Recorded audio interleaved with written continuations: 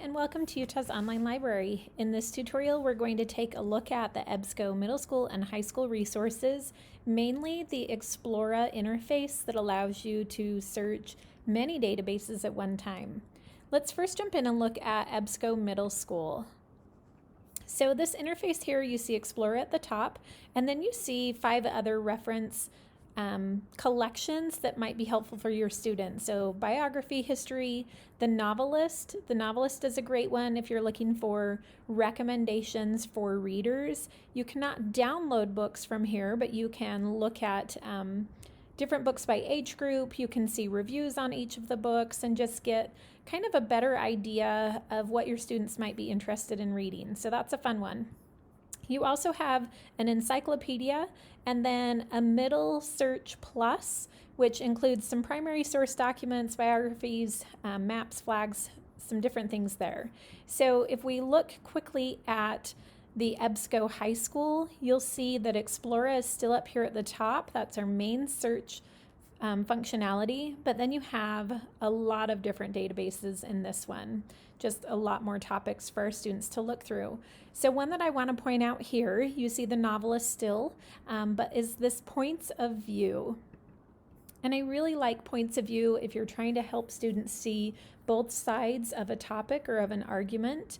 They make it really easy with some research-based articles to help them see both sides. So for example, if we look here at the legalization of marijuana, which is just one up here at the top, you'll see an overview of the topic. But then if you look over here on the right-hand side, you'll see a point and a counterpoint. So in this case, the time has come to legalize, and the counterpoint, there are no benefits in doing so.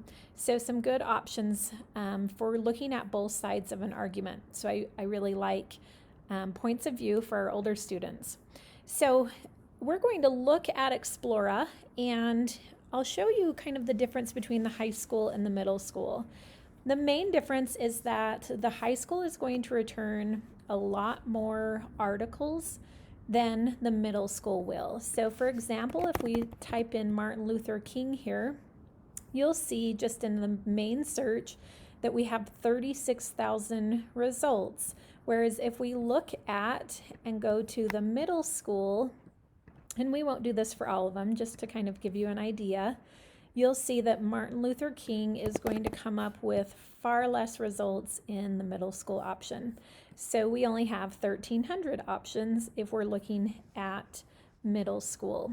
So regardless of if you're in high school or middle school, the first thing you'll see is a topic overview here at the top. Down the left-hand side, you're going to see some ways to filter.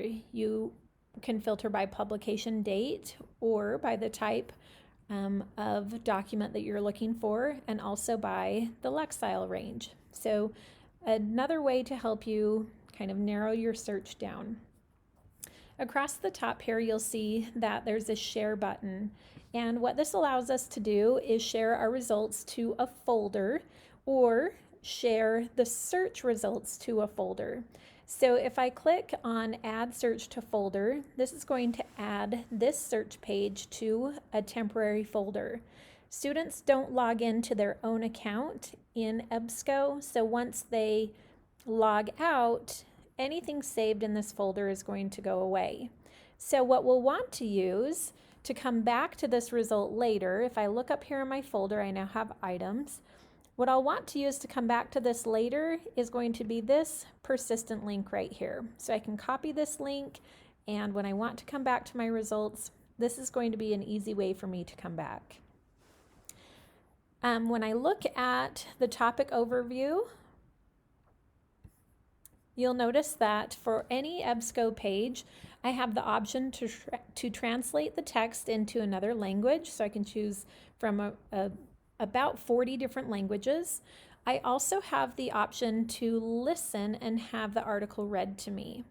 So I have a couple of different ways that I can listen to it, but it's only going to read the information to me in English, but I can translate it into a variety of languages.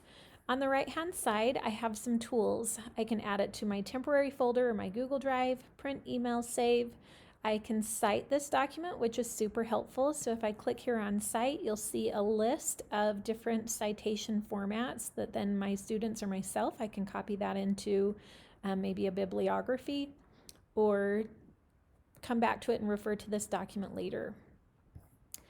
I also have an option for a permalink. The permalink is like the persistent link that I showed you in the folder, but this link is going to take me directly back to this article rather than back to my search results. So I can use this URL up here at the top and come right back to this article. If I go back here to my results, you'll see I have some reference items. I also have what is a full text option, and sometimes I'll have a full PDF option. So ways that I can save this for to reference it later. So if I click on the PDF full text for this one, then I have options here that I can print or download this article. I also have all of my tools still here on the right hand side. So that's just a quick look at Explora.